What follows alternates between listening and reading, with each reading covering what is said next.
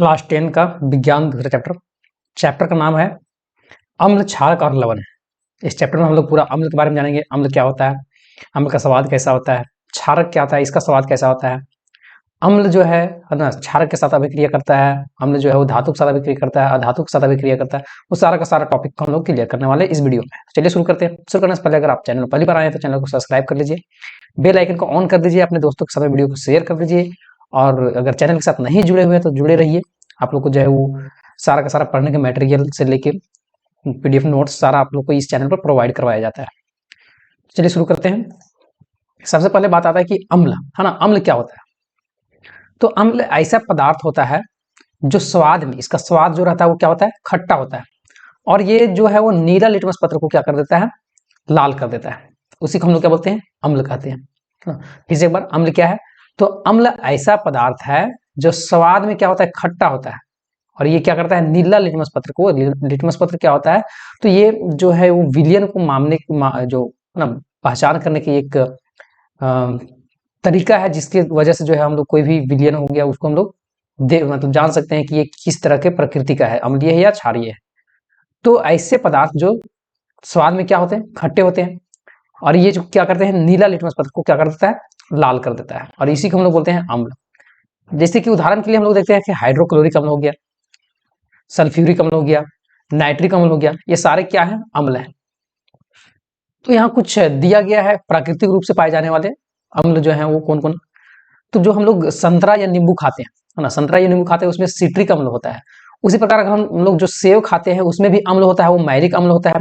सिरका हम लोग के द्वारा खाया जाता है वो एसिटिक अम्ल होता है। इसमें टमाटर में जो है वो ऑक्सोलिक अम्ल होता है। जठर रस जो हम लोग का अमाशय में है, हाँ, वहां भी एक अम्ल होता है जिसको हम लोग हाइड्रोक्लोरिक अम्ल बोलते हैं। उसी तरह से इमली जो है, इमली में टार्टेरिक अम्ल होता है।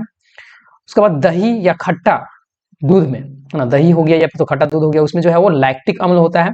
और प्रोटीन में जो होता है अमीनो अम्ल होता है। उसी तरह से लाल चींटी का डंक जो होता है, चींटी जिसको हम लोग, है ना, उसमें जो होता है मैथेनोइक अम्ल और फॉर्मिक अम्ल होता है। नेटल एक पौधा होता है, उसमें भी मैथेनोइक अम्ल और फॉर्मिक अम्ल होता है। तो ये जो है प्राकृतिक रूप से पाए जाने वाले अम्ल थे। मतलब जो स्रोत है, उस स्रोत में किस तरह के अम्ल पाए जाते हैं, सो थे। आगे आता है कि क्षारक क्या होता है ना। तो क्षारक ऐसे पदार्थ होते हैं जो स्वाद में क्या होते हैं, कड़वे होते हैं। और लाल लिटमस पत्र को क्या कर देते हैं, वो नीला कर देते हैं, उन्हें हम लोग क्षारक कहते हैं। उदाहरण के लिए जो हो गया वो सोडियम हाइड्रोक्साइड, पोटेशियम हाइड्रोक्साइड।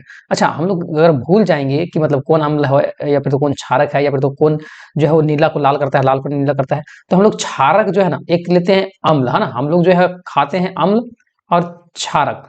तो यहाँ हम लोग समझेंगे कि अम्ल जो है हम लोग तो नॉर्मली खा ही लेते हैं। क्षारक जो रहता है कड़वा रहता है, मतलब डेंजर रहता है। और डेंजर का जो साइन होता है वो क्या होता है, रेड होता है ना। डेंजर का साइन क्या होता है, रेड होता है। मतलब ये जो है ना वो रेड लिटमस पत्र को, है ना, रेड को क्या कर देता है, वो मतलब नीला कर देता है, ब्लू करता है, रेड को ब्लू करता है। इससे हम लोग समझ सकते हैं कि क्षारक कड़वा होता है, मतलब खतरनाक होता है। और खतरनाक चीज को लाल से दिखाया जाता है, मतलब ये लाल है। और लाल वाला को क्या कर देता है, ये लाल लिटमस पत्र को नीला कर देता है। तो इस तरह से हम लोग अनिल से याद भी रख सकते हैं ना। अनिल से अ से जो है वो नीला को लाल कर देता है और लाल जो है वो नीला कर देता है, इसको क्षारक। उदाहरण भी हम लोग देख लिए। अब नेक्स्ट आता है कि अम्ल क्षारक सूचक क्या होता है। अम्ल और क्षारक का सूचक मतलब जिससे हम लोग जो है अम्ल को और क्षारक की पहचान करते हैं, उसमें से कुछ परिवर्तन लाता है।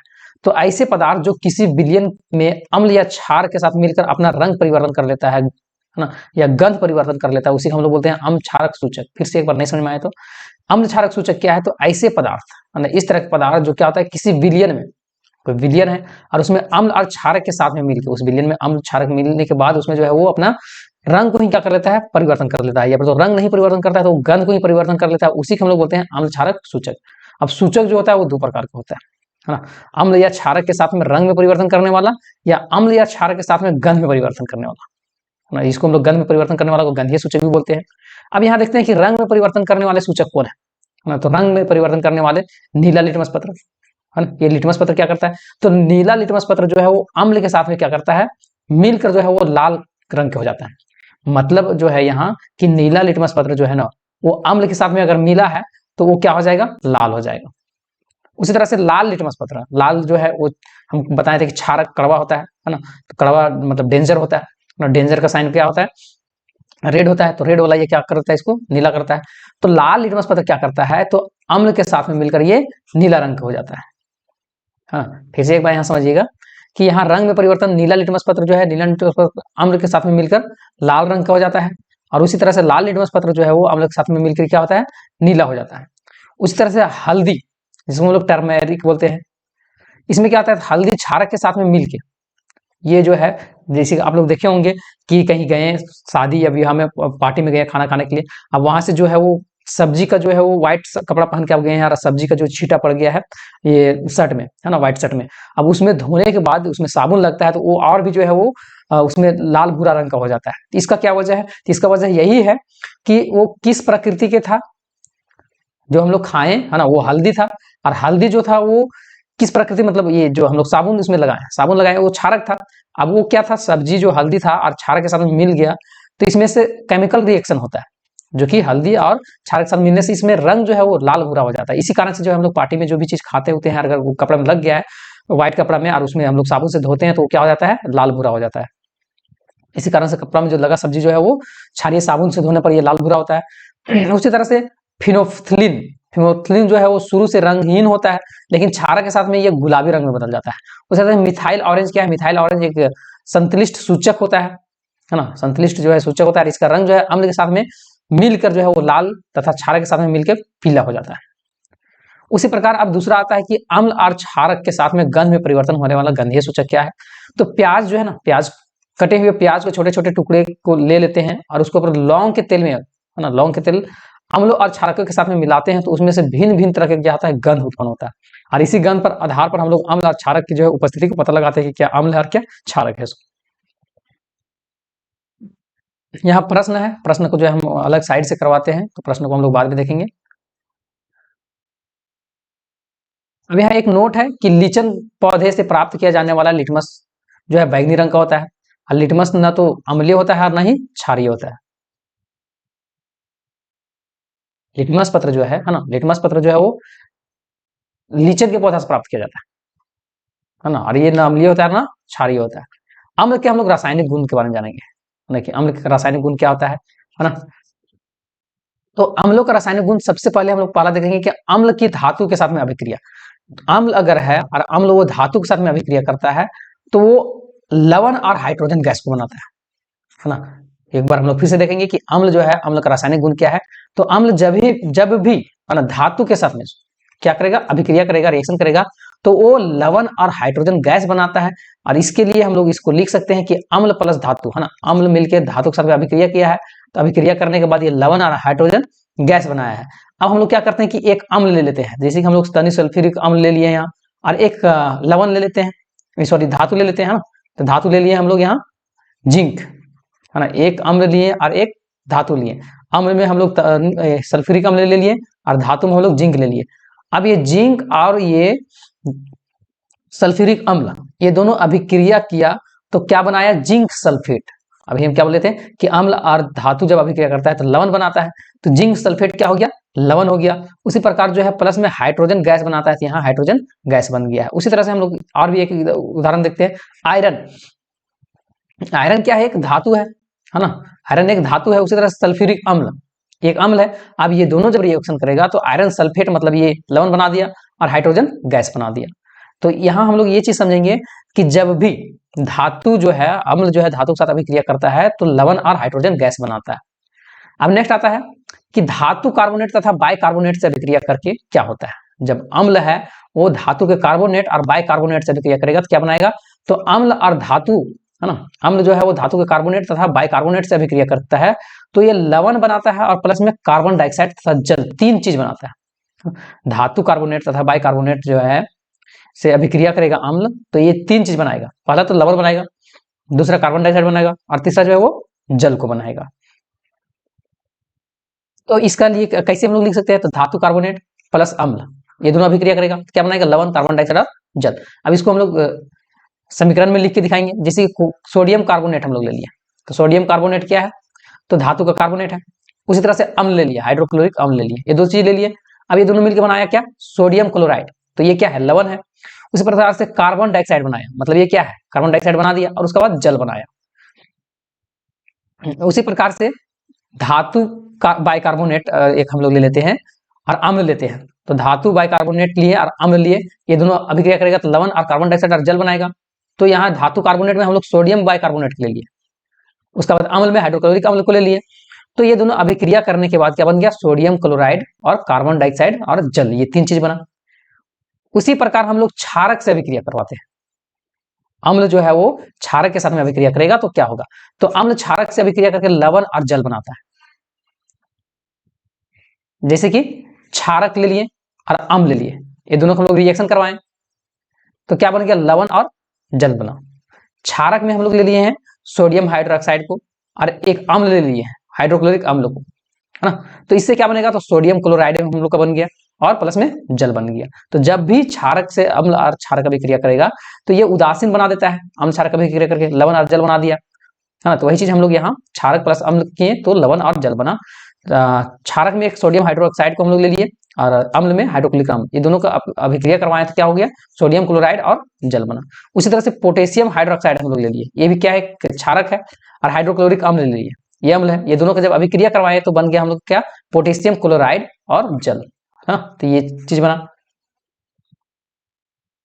नेक्स्ट आता है अम्ल की धातु के ऑक्साइड के साथ में अभिक्रिया। अगर अम्ल जो है वो धातु के ऑक्साइड के साथ में अभिक्रिया करता है तो क्या बनेगा, तो धातु के ऑक्साइड के साथ में अम्ल अभिक्रिया करने पर जो है वो लवण और जल बनाता है ना। तो हम लोग यहाँ लिख सकते हैं कि धातु का ऑक्साइड प्लस अम्ल, ये दोनों अभिक्रिया किया तो क्या बनाया, लवण और जल। धातु का ऑक्साइड में हम लोग कॉपर ऑक्साइड ले लिए हैं, उसी तरह से अम्ल में हम लोग हाइड्रोक्लोरिक अम्ल ले लिए हैं। अब ये दोनों जब रिएक्शन करवाएंगे तो कॉपर क्लोराइड बन गया और फिर साथ में जल बना। उसी तरह से एक हम लोग ले लेते हैं सोडियम ऑक्साइड, सोडियम ऑक्साइड ले लिए, धातु का ऑक्साइड है। उसी तरह से अम्ल एक हम लोग ले लेते हैं नाइट्रिक अम्ल, है ना। अब ये दोनों अभिक्रिया किया तो क्या बन गया, सोडियम नाइट्रेट और जल, ये 2 चीज बन गया, 2 चीज बनना था। यहाँ हम लोग देख सकते हैं, है ना, हम लोग यहाँ देखते हैं कि धातु ऑक्साइड अम्ल के साथ में अभिक्रिया करके लवण और जल बनाता है। अतः धात्विक ऑक्साइड की प्रकृति क्षारीय होता है, जो भी धातु का ऑक्साइड होता है ना वो क्षारीय प्रकृति होता है, इसलिए जो है वो लवण और खाली जल बना रहा है। नेक्स्ट आता है कि अम्ल की धातु सल्फाइड से अभिक्रिया। अम्ल जो है वो धातु के सल्फाइड से अभिक्रिया करेगा तो क्या बनाएगा, तो जब भी कोई अम्ल धातु के ऑक्साइड के साथ में अभिक्रिया करता है हाइड्रोजन और सल्फाइड गैस बनाता है ना। क्या बनाता है, तो कभी भी अम्ल जो है वो धातु के ऑक्साइड के साथ में अभिक्रिया करेगा तो हाइड्रोजन सल्फाइड गैस बनाता है।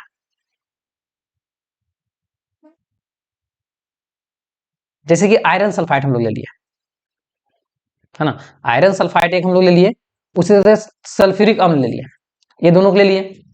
हम लोग क्या कर रहे हैं कि धातु की अम्ल जो है, अम्ल को धातु की सल्फाइड के साथ में हम लोग क्या कर रहे हैं, अभिक्रिया करवा रहे हैं। तो सल्फ्यूरिक अम्ल तो ले लिए, ये अम्ल हो गया, और आयरन सल्फाइड ले लिए, धातु का ये क्या है, सल्फाइड है।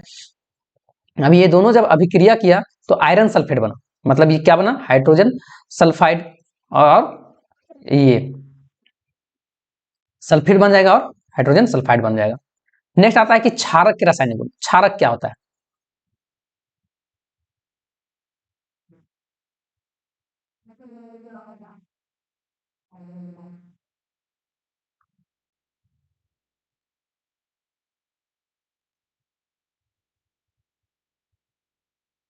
अब आगे जो है क्षारक के रासायनिक गुण के हम लोग बारे में जानेंगे।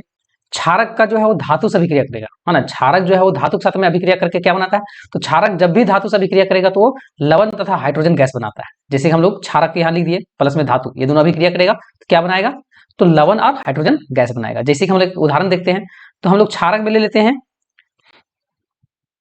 क्षारक में हम लोग ले लिए सोडियम हाइड्रोक्साइड, है ना, और धातु में ले लिए हम लोग जिंक। अब ये दोनों जब अभिक्रिया किया तो सोडियम जिंकेट बना दिया, है ना, और उसके बाद हाइड्रोजन गैस बनाया। उसी प्रकार हम लोग क्षारक में ले लेते हैं, धातु में ले लिए हैं एल्युमिनियम और क्षारक में सोडियम हाइड्रोक्साइड। जब ये दोनों अभिक्रिया करेगा तो बनाएगा क्या, जैसे कि एल्युमिनियम हो गया, सोडियम हाइड्रोक्साइड हो गया, है ना, और जल, ये सब जब अभिक्रिया करेगा तो सोडियम एल्युमिनेट और हाइड्रोजन गैस, ये सारा चीज बनाएगा। अब आता है कि अम्लों की जो अम्ल है ना वो क्षारक के साथ अभिक्रिया करेगा तो क्या बनाएगा। तो अभी हम लोग अम्ल और क्षारक के पढ़े थे, है ना, और क्षारक और अम्ल अभी हम लोग देख रहे हैं। तो अम्ल की क्षारक के साथ में अभिक्रिया, मतलब क्षारक और अम्ल अभिक्रिया करे या फिर तो अम्ल और क्षारक अभिक्रिया करे, दोनों एक ही बात है। तो क्या होगा, तो क्षारक अम्लों से अभिक्रिया करके लवण और जल बनाता है, मतलब उदासीन हो जाता है ना। अम्ल क्षारक जब भी मतलब अभिक्रिया करेगा तो क्षारक ले लेंगे, अम्ल ले लेंगे, दोनों का अभिक्रिया करवाएंगे तो लवण और जल बनेगा। जैसे कि हम लोग यहाँ लेते हैं सोडियम हाइड्रोक्साइड, है ना, ये क्या हो गया, क्षारक है सोडियम हाइड्रोक्साइड। उसी तरह से हाइड्रोक्लोरिक अम्ल, ये अम्ल ले लिए। अब ये दोनों जब अभिक्रिया किया तो सोडियम क्लोराइड बन गया और जल बन गया। उसी प्रकार हम लोग पोटेशियम हाइड्रोक्साइड ले लिए, ये क्या है, तो क्षारक है। और हाइड्रोक्लोरिक अम्ल ले लिए, है ना, ये अम्ल है। अब ये दोनों जब अभिक्रिया करवाएंगे तो पोटेशियम क्लोराइड बनेगा और जल बनेगा साथ में। उसी तरह से क्षारक की लवण के साथ अभिक्रिया, क्षारक जो है वो लवण के साथ में अभिक्रिया करेगा किसी के भी लवण के साथ में, तो क्या बनेगा, तो क्षारक जो है ना, धातु के लवण के साथ में अगर अभिक्रिया करता है, अभिक्रिया करके अघुलनशील अघुलनशील धात्विक हाइड्रोक्साइड बनाता है। जैसे कि हम लोग जिंक सल्फेट ले लिए हैं, है ना, सोडियम हाइड्रोक्साइड ले लिए हैं, जिंक सल्फेट और सोडियम हाइड्रोक्साइड ले लिए। अब ये दोनों जब अभिक्रिया करेगा तो सोडियम सल्फेट और जिंक हाइड्रोक्साइड बनाएगा। इसी प्रकार से हम लोग फेरिक क्लोराइड हम लोग ले लिया और सोडियम हाइड्रोक्साइड ले लिए, ये दोनों जब अभिक्रिया कराएंगे तो सोडियम क्लोराइड बनेगा और फेरिक हाइड्रोक्साइड बनेगा। नेक्स्ट आता है कि क्षारक की अधातु के साथ में, है ना, क्षारक जो है वो अधातु के ऑक्साइड के साथ में जब अभिक्रिया करेगा तो क्या बनेगा, तो क्षारक जो है अधातु के ऑक्साइड की अभिक्रिया जब करेगा तो ये लवण और जल बनाता है। क्या बनाएगा, लवण और जल बनाएगा। जैसे कि हम लोग क्षारक ले लेते हैं, है ना, एक क्षारक ले लेते हैं, एक धातु का ऑक्साइड ले लेते हैं। तो यहाँ हम लोग कैल्शियम हाइड्रोक्साइड ले लिए हैं और कार्बन डाइऑक्साइड ले लिए हैं, ये दोनों के ले लिए हैं। तो ये दोनों को अभिक्रिया करवाने के बाद हम लोग को क्या बन जाएगा, कैल्शियम कार्बोनेट और जल बन जाएगा। मतलब एक लवण बना, कैल्शियम कार्बोनेट लवण है और जल बन गया। अब यहाँ प्रश्न आता है कि पीतल के तांबा के बर्तन में दही खट्टी चीज नहीं रखना चाहिए, क्यों, क्योंकि ये अभिक्रिया करेगा, है ना, इस वजह से। प्रश्न उत्तर को हम लोग साइड से बाद में देखेंगे।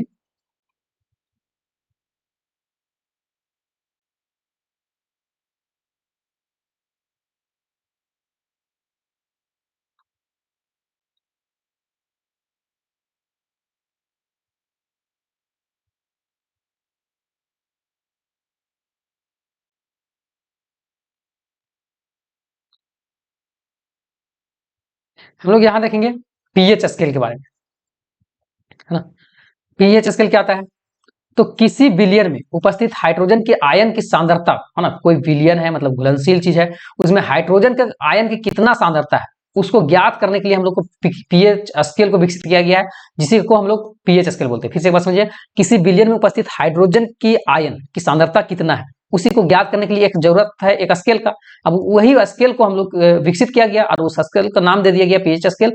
और इस पीएच स्केल का सूचक जो होता है पी से होता है ना, पुषांश जिसको बोलते हैं, जो एक की जर्मन शब्द है जिसका अर्थ होता है शक्ति, है ना। अब हाइड्रोजन आयनों में सांद्रता का ऋणात्मक जो है वो लॉगरिथम जो है, लघुकन जो होता है, सबसे छोटा होता है पीएच जो होता है वो पीएच बराबर जो है माइनस, है ना, log10H+ आयन होता है ना। उसी तरह से चूंकि विलयन में मुक्त जो है वो हाइड्रोजन प्लस नहीं होते, है ना, हाइड्रोजन का प्लस आयन नहीं होते, जो कि जलयोजित होकर जो है वो हाइड्रोजन जो है वो 3 हाइड्रोनियम मतलब आयन बनाता है। अतः पीएच का मान जो है निम्नलिखित हो सकता है, ये अलग अलग हो सकता है। हम लोग आगे देखेंगे कि दैनिक जीवन में पीएच का क्या महत्व है ना। अम्लता और क्षारकता की जानकारी होने पर हम लोग दैनिक जीवन में कई समस्याओं सफलतापूर्वक जो है वो समाधान कर सकते हैं। जैसे कि उदर में अम्लता, हम लोग का पेट में क्या है, अमाशय में हाइड्रोक्लोरिक अम्ल होता है, तो इसी शिकायत होने से, है ना, जब हम लोग उदर में अम्लता जब बढ़ जाता है तो इसकी शिकायत होने पर उदर में मतलब पेट में जो है क्या होता है, जलन और तेज जो है वो दर्द अनुभव होता है। इस समय हमारे उदर में जो है वो जठर रस से हाइड्रोक्लोरिक एक अम्ल निकलता है और वो अम्ल ज्यादा हो जाने के कारण जो है वो खट्टी ढकार होता है, अधिक मात्रा में बनने लगता है, जिससे कि उदर में क्या होता है, जलन होता है, दर्द होने लगता है। इससे राहत पाने के लिए हम लोग दुर्बल क्षारक जैसे हम लोग चीज ले सकते हैं, है ना, मिल्क ऑफ मैग्नीशिया का प्रयोग कर सकते हैं। जैसे क्या होगा, ज्यादा अम्ल बढ़ गया है तो हम लोग उसको क्षारक दे देंगे, है ना, तो ऐसे में क्या हो जाएगा, वो उदासीन होगा, उदासीन होगा तो पेट का दर्द जो है वो क्या होगा, कम हो जाएगा। उसी तरह से नेक्स्ट आता है कि अम्ल वर्षा, तो वर्षा जल शुद्ध माना जाता है, परंतु अब जो है वो वर्षा का जल शुद्ध नहीं रहा, आजकल पीएच कम होने लगी है और इस प्रकार से जो है वर्षा को अम्लीय वर्षा भी कहा जाता है। वर्षा के जल जो है नदी से लेकर खेती जो हम लोग करते हैं मिट्टी तक को जो है वो प्रभावित कर देता है अम्लीय वर्षा, और इस प्रकार से फसल से लेके जीव से लेके पूरा पारिस्थितिकी तंत्र जो है पूरा प्रभावित रहता है। प्रदूषण पर नियंत्रण रखने के लिए हम लोग अम्लीय वर्षा का नियंत्रण करना बहुत जरूरी है, किया जा सकता है, इसको नियंत्रण करके जो है अम्लीय वर्षा को हम लोग रोक सकते हैं। नेक्स्ट आता है दंत क्षय, मुंह का पीएच, है ना, जो हम लोग का मुंह होता है इसका पीएच साधारण जो है 6.5 से करीब मतलब होता है। खाना खाने के पश्चात मुख से उपस्थित जो बैक्टीरिया रहता है वो दांतों को क्या करता है, अवशिष्ट भोजन को जो है वो खा के पचाता है और वो अम्लता को क्या बढ़ा देता है, बढ़ा देता है अम्लता को, जो कि मुख का पीएच को कम कर देता है और इसका मान 5.5 से अगर कम हो गया है तो दांतों में इनेमल क्षय होने लग जाता है, और इससे भोजन बाद में हम लोग जो है मंजन करके क्षारीय प्रकृति दे के उसको जो है वो दंत क्षय की पर नियंत्रण हम लोग रख सकते हैं। नेक्स्ट आता है कि कीटों का डंक में, है ना, यहाँ भी क्या होता है, अम्ल होता है। तो मधुमक्खी हो गया, चींटी हो गया, मकोड़े जैसे कि कीट का डंक में भी क्या होता है, अम्ल स्रावित होता है। और ये हम लोग की त्वचा में जैसे ही आता है ना, काटता है ना, तो उसके बाद जो है भयानक दर्द होता है, त्वचा जो है इसकी जलन होने लगता है। यदि उसी समय हम लोग क्षारीय प्रकृति की चीज अगर उसमें डाल देते हैं, सोडियम हाइड्रोजन कार्बोनेट का प्रयोग कर देते हैं, तो वो अम्ल जो वहां अम्ल बढ़ा हुआ है वो उसका प्रकृति जो है वो खत्म हो जाएगा। क्षारीय अगर हम लोग देते हैं तो ऐसे में फिर दर्द जो है कम हो जाएगा। उसी प्रकार मृदा, है ना, मिट्टी जो होता है, मिट्टी का पीएच मान ज्ञात करने के लिए मिट्टी में बोई जाने वाले फसल का चयनित किया जाता है तथा उपयुक्त उर्वरक का प्रयोग करके हम लोग जो है वहां अच्छा तरह से जो है फसल का खेती कर पाएंगे। प्रश्न उत्तर जो है इस वीडियो के बाद में, वीडियो लंबा होगा, आप लोग नहीं देखते हैं, है ना। लवणों का पीएच हम लोग यहाँ देखेंगे। हम लोग जानते हैं कि अम्ल क्षारक अभिक्रिया करके लवण बनाते हैं और जल बनाते हैं। तो अम्ल और क्षारक जब अभिक्रिया करता है तो लवण और जल बनाता है। तो ऐसे में यह अभिक्रिया उदासीन अभिक्रिया कहलाता है।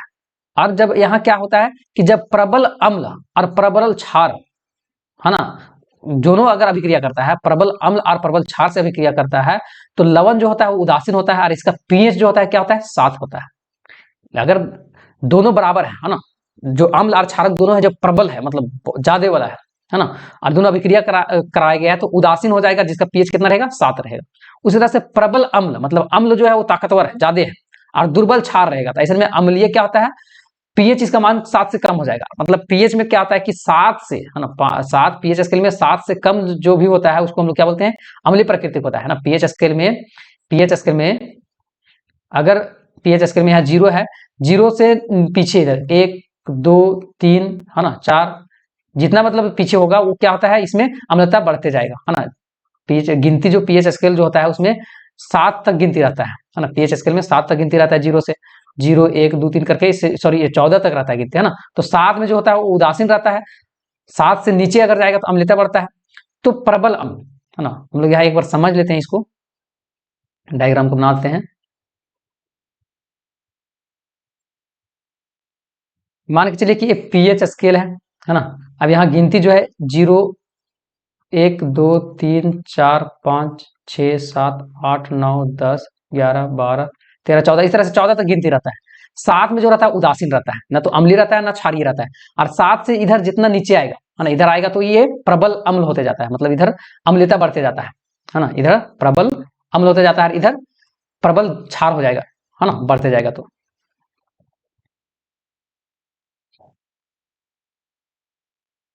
तो यहाँ हम लोग ये चीज समझने का प्रयास करेंगे कि प्रबल अम्ल, अगर अम्ल ज्यादा प्रबल है और क्षारक जो है वो दुर्बल है ना, ये दोनों जब अभिक्रिया करेगा तो पीएच जो है 7 से कम होगा, मतलब अम्लता ज्यादा रहेगा। उसी तरह से प्रबल अम्ल तथा दुर्बल क्षार रहता है ना। प्रबल अम्ल और दुर्बल क्षारीय रहता है, सॉरी, प्रबल अम्ल और दुर्बल क्षार रहेगा, तो ऐसे में पीएच 7 से कम रहेगा। लेकिन अगर दुर्बल अम्ल है और प्रबल क्षारक है तो ऐसे में पीएच 7 से मान क्या हो जाएगा, अधिक हो जाएगा। नेक्स्ट आता है तो सोडियम क्लोराइड, है ना। ये सोडियम क्लोराइड क्या होता है, तो सोडियम क्लोराइड जो है हम लोग साधारण नमक को कहते हैं, और ये प्रबल अम्ल व प्रबल क्षार का लवण होता है। इसकी पीएच जो है 7 रहता है नमक का, और पीएच 7 होने के कारण जो है इसका उदासीन प्रकृति का होता है। और सोडियम क्लोराइड जो है व्यापारिक तौर पर हम लोग समुद्र से जो पानी होता है उसको, खारा पानी को, उसको सुखाकर जो इसको बनाया जाता है। और इसमें कई तरह का अशुद्धियां रहता है, जिसको मैग्नीशियम क्लोराइड हो गया, कैल्शियम क्लोराइड हो गया, इससे जो है इसको अशुद्ध पदार्थ को हटाया जाता है और इसको फिर शुद्ध किया जाता है। अब देखेंगे सोडियम क्लोराइड के क्या गुण है। तो यह ठोस, है ना, श्वेत ठोस होता है। इसका गलनांक कुछ मतलब 1081 केल्विन होता है। जल से यह अत्यधिक विलेय होता है, जलीय विलयन में आयनित हो जाता है। उसी तरह से सोडियम क्लोराइड का उपयोग, तो इसका उपयोग जो है साधारण नमक के रूप में हम लोग करते हैं, जो कि खाद्य परीक्षण के लिए प्रयोग किया जाता है।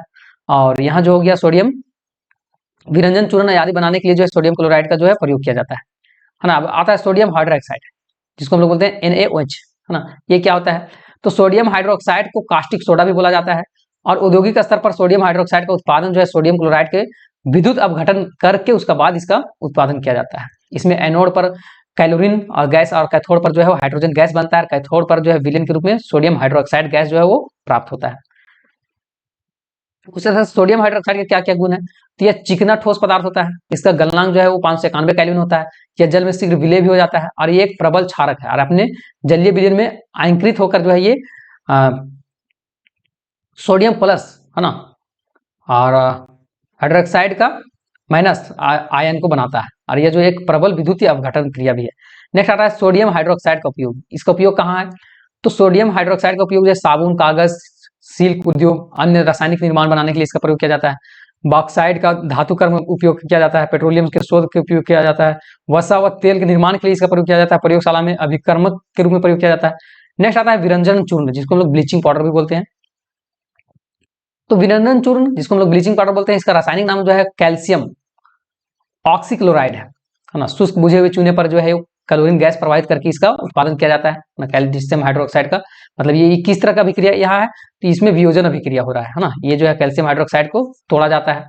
इसका क्या क्या गुण है, तो यह पीला और तीक्ष्ण गंध वाला ठोस पदार्थ होता है, जल के साथ, ठंडे जल के साथ में विलय होता है, वायु में खुले रखने से ये क्लोरीन गैस भी देता है और ये तनु अम्लों से क्रिया करके क्लोरीन गैस को भी बनाता है।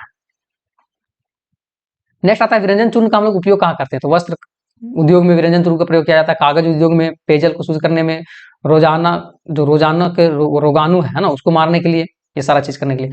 नेक्स्ट आता है बेकिंग सोडा है ना। बेकिंग सोडा खाने का सोडा भी हम लोग बोलते हैं। इसका रासायनिक नाम जो है वो सोडियम हाइड्रोजन कार्बोनेट है और इसे खाद्य पदार्थ में मिलाकर जो है गर्म करके जो है वो बैक करने पर है ना कार्बन डाइऑक्साइड में बुलबुला जो है वो रूप में बाहर निकल जाता है और इस प्रकार जो है इसमें केक जैसे जो है ना बेकिंग सोडा से फूलता है, केक फूलेगा चाहे और भी कोई चीज फुलाने वाला है, बेकिंग सोडा उसमें छिड़का जाता है। इसको बनाया कैसे जाता है ना, तो इसको जो सोडियम कार्बोनेट में कार्बन डाइऑक्साइड गैस प्रवाहित करके जो है इसको बनाया जाता है। इसका गुण क्या है, तो यह श्वेत और क्रिस्टल ठोस होता है, यह जल में अल्प विलय होता है और ये जल में इसका विलयन क्षारीय प्रकृति होता है। इसे गर्म करने पर जो है कार्बन डाइऑक्साइड गैस भी निकलता है। नेक्स्ट आता है बेकिंग सोडा है ना। तो खाद्य पदार्थ में बेकिंग सोडा पाउडर के रूप में जो है बहुत प्रयोग किया जाता है। सोडा वाटर में भी इसका प्रयोग किया जाता है और इसमें पेट में अम्लता को दूर करने के लिए भी इसका प्रयोग किया जाता है। अग्निशामक यंत्र में भी प्रयोग किया जाता है और प्रयोगशाला में भी इसका प्रयोग किया जाता है। धावन सोडा हम लोग देखेंगे है ना। तो धावन सोडा क्या है, तो इसे कपड़े धोने का सोडा भी बोला जाता है और इसका रासायनिक नाम सोडियम कार्बोनेट है और इसमें जो है वो सोडियम कार्बोनेट अणु के साथ में 10 अणुओं का क्रिस्टल जल होता है। उसी तरह से सोडियम कार्बोनेट की साल्वे विधि का निर्माण करके इसको किया जाता है और इसके जो है एक अन्य विधि जो है बेकिंग सोडा को गर्म करने पर जो है वो सोडियम कार्बोनेट प्राप्त होता है और इसको पुनः से फिर से क्रिस्टलीकरण करके जो है वो कपड़े को धोने के लिए जो है अर्थात मतलब धावन सोडा को बनाया जाता है। अब इसका गुण क्या है धावन सोडा का, तो यह सफेद व क्रिस्टल ठोस होता है, यह जो जल में विलय होता है, इसका जलीय विलयन क्षारीय होता है और ये गर्म करने पर जो है वो क्रिस्टलन जल त्याग कर सोडा बनाता है ना। धावन सोडा का उपयोग जो है वो धुलाई सफाई करने के लिए है ना, caustic soda, baking soda powder, कांच, साबुन, ये सारी चीज बनाने के लिए किया जाता है। अपमार्जनक डिटर्जेंट के रूप में किया जाता है इसका प्रयोग। कागज, पेंट, वस्त्र बनाने में लिए ये सारा चीज में किया जाता है। नेक्स्ट आता है प्लास्टर ऑफ पेरिस है ना, जिसको हम लोग चूना से बनता है। तो प्लास्टर ऑफ पेरिस रासायनिक नाम जो है कैल्शियम सल्फेट, जिसका अर्ध हाइड्रेट करके इसको फ्रांस की राजधानी पेरिस में जो है जिप्सन को गर्म करके सबसे पहले इसको वहां बनाया गया था और इसका नाम जो है वो प्लास्टर ऑफ पेरिस रख दिया गया था। इसको जो है वो पीओपी भी हम लोग बोलते हैं, प्लास्टर ऑफ पेरिस। जिप्सन को जो है वो 393 केल्विन पर गर्म किया जाता है, उसके बाद जो है इसको गर्म करने पर ये जो बनता है plaster of Paris. Plaster of Paris का पेरिस को और अधिक गर्म करने पर यह संपूर्ण क्रिस्टल जल निकल जाता है जो कि मृत तापित प्लास्टर का प्राप्त होता है। और प्लास्टर ऑफ पेरिस का गुण क्या है, तो ये ठोस रहता है, चिकना रहता है, इसमें जल मिलाने पर 15 से 20 मिनट तक जमकर जो है ना पूरा ठोस हो जाता है। प्लास्टर ऑफ पेरिस का उपयोग क्या करते हैं हम लोग, तो प्लास्टर ऑफ पेरिस का उपयोग जो है टूटी फूटी हड्डी में जोड़ने के लिए करते हैं, उपकरणों को वायुरुद्ध बनाने के लिए, भवन का निर्माण में है ना, दंत चिकित्सक में मूर्ति आदि सजावट के लिए सारा चीज का प्रयोग किया जाता है। तो ये चैप्टर होता है खत्म है ना। अब क्वेश्चन आंसर इसके बाद हम लोग करेंगे।